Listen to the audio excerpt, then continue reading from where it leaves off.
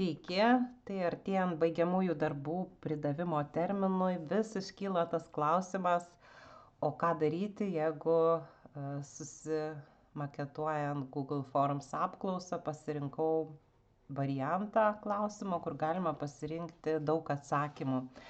Na, aš saviems studentam visat to patariu vengti, dėl to, kad labai paskui komplikuotas yra duomenų lauko tvarkymas ir taip pat mano pagrindiniam video, kaip daryti Google Forms, irgi apie tai įspėjama. Na, bet vis atsiranda tokių skaudžių situacijų, kai laiko iki bakalauro pateikimo nebelieka nei kiek arba lieka mažai. Tai va ir šita problema neleidžia atlikti duomenų analizės. Tai aš parodysiu, kaip reikėtų daryti, o jeigu jau vis tik padaryta taip, kaip nereikėtų daryti, tai tiesiog parodysiu, kaip greičiau susitvarkyti. Ne rankiniu būdu, o tiesiog paruošiau jums SPSS sintaksę. Tai va, tai iš eilės apie viską. Čia turiu tokį pavyzdį, kurio turinys visiškai nemokslinis, tai prašau juo nesivadovauti atliekant tyrimus, kas šovė į galvą, tą įvedžiau kaip pavyzdį. Na ir tarkim, kodėl jūs nesimankštinat? Čia yra 5 pasirinkimai ir pasirinkote žymimųjų laukelių variantą. Ką tai reiškia? Atrodo viskas labai patogiai, gražiai. Reiškia, kad tyriamasis gali pasirinkti tiek variantų, kiek nori, nebent jūs užstatote kažkokius nustatymus. Jeigu klausimas privalomas, jeigu nepasirinks bent vieno, tai negalės eiti toliau. Tai va, bet yra atsakymo patvirtinimas, kuris iš tikro niekuo jums duomenų tvarkyme nepadės, tačiau jūs galit užsidėti, kad turi pasirinkti mažiausiai, pavyzdžiui, 2, na vieną ir taip turi, pasirinkti nedaugiau nei 2, tada galės tik tai 2 užsidėti ir pasirinkti tiksliai, tai tada lygiai 2. Nu, čia irgi mano nuomonė yra trūkumo, pavyzdžiui, jeigu aš noriu, kad pasirinktų žmogus 4 ir nedaugiau nei mažiau, tai tokio pasirinkimo nėra, bent jau mano nuomonė, tai vis tiek aš čia nerodysiu, ar ne, kaip tai veikia, nes niekuo tai nepadeda. Tai va, o jeigu norit neturėti bėdų, tai darykit taip. Yra pasirinkimų variantas tinklelis arba matrica.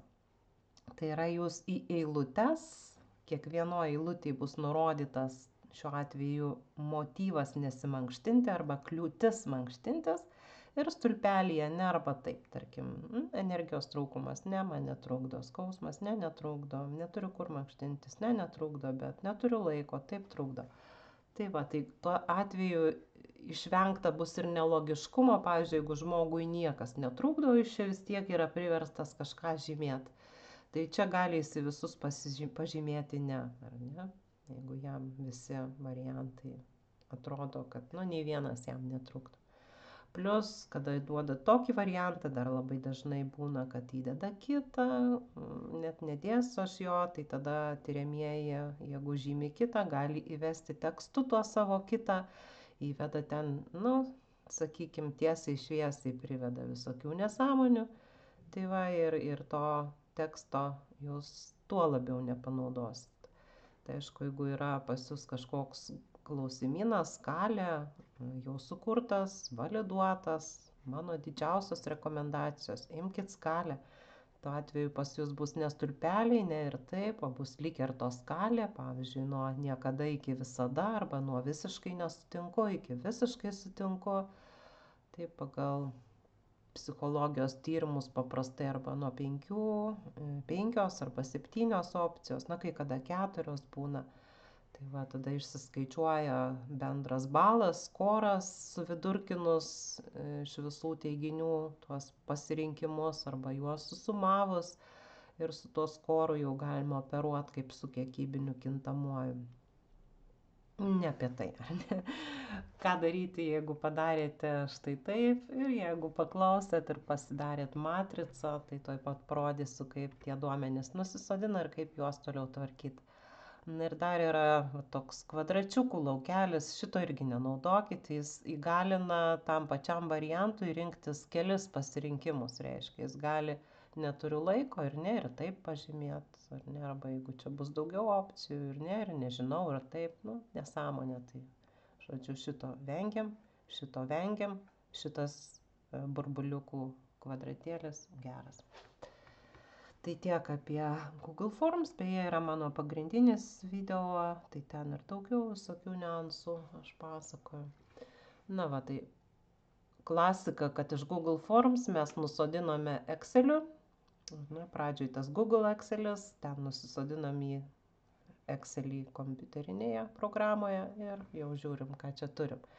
Tai va, jeigu ta matrica pasirinkta iš karto, kiekvienas pasirinkimas kaip atskiras stulpelis ir čia jums tai reikia perkoduoti ne, kad būtų vienas, taip du arba atvirkščiai, arba ne nulis, taip vienas, tai šitą jūs galit pasidaryti pačiame Excelį. Yra tokia replace komanda, find what rašau taip, replace with rašau vienas ir sakau replace all ir pakeitė. Na ir toliau rašau ne ir replace with, pavyzdžiui, nulis, replace all ir pakeitė. Tai va, pasižymėkit, kaip jūs čia persikoduojat, nes paskui pasimiršta, kol susitvarkom. Nuliukas nebūdinga man tai, arba netinka man, vienetukas taip tinka. Na ir čia, tarkim, paskutinis pažymėjo visus, ar ne, variantus. Antras ir trečias pažymėjo po vieną, o pirmas pažymėjo 3. Nu, užsisaugom, užsidarom ir atsidarom Excelį ir parodysiu SPSS programą ir parodysiu, o ką toliau.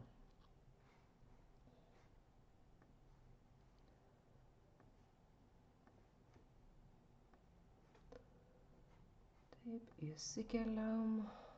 Okay. Tai va tie, kurie buvo jau skaičiukai, tai jie yra skaitmeninis formatas, numeric. Taip, čia galim,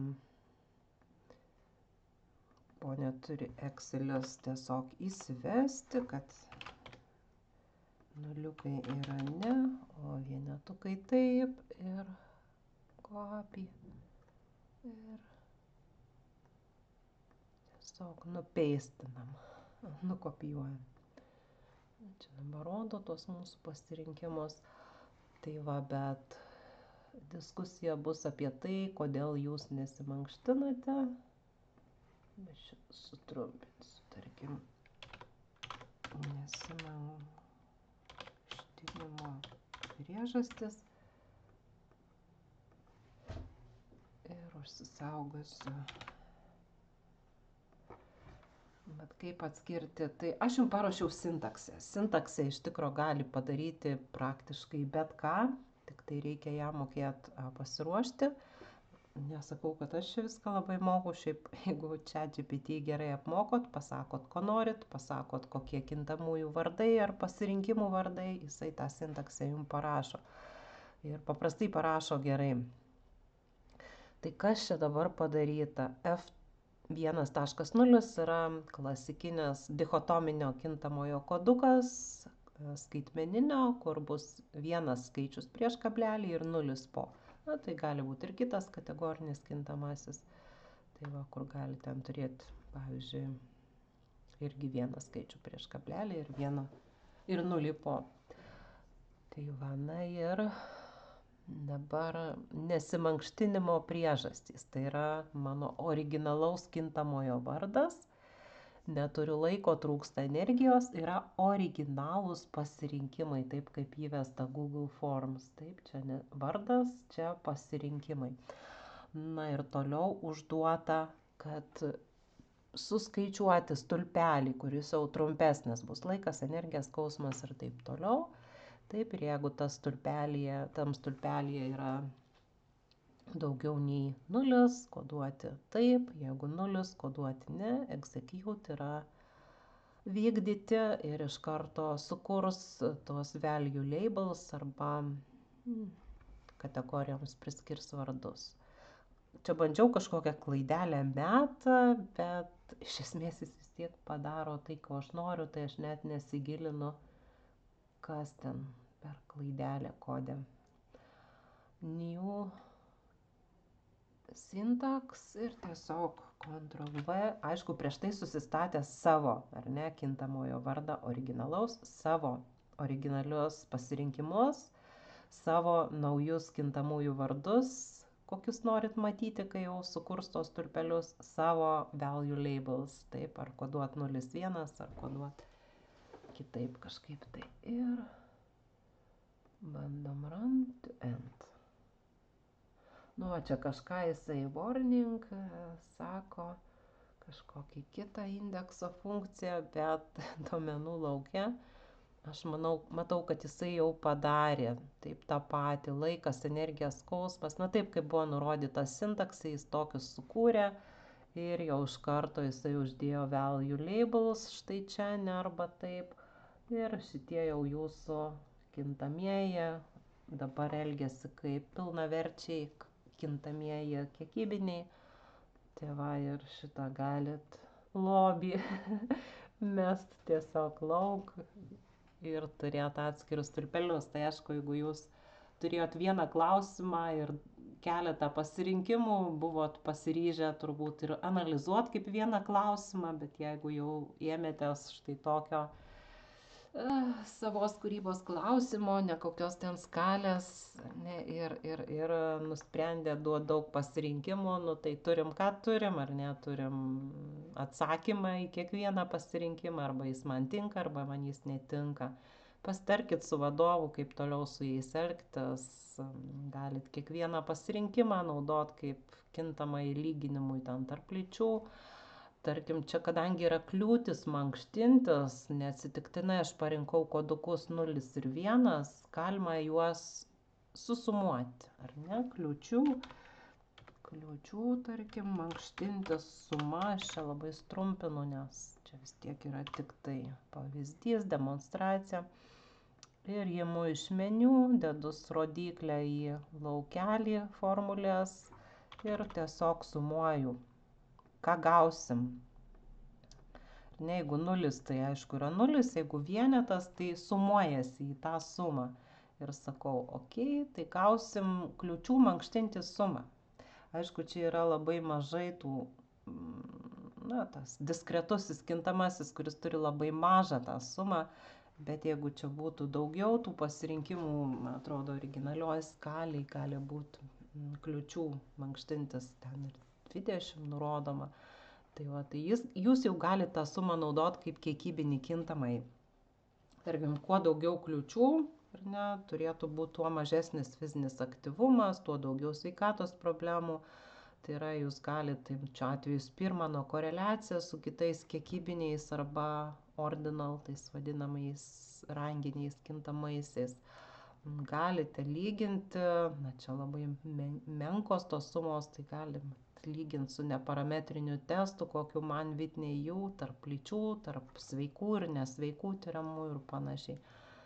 Tai va, arba analizuoti tą po vieną stulpelį. Tai va, tai tikiuosi kažkam bus naudinga ir sėkmės su bakalauro darbais.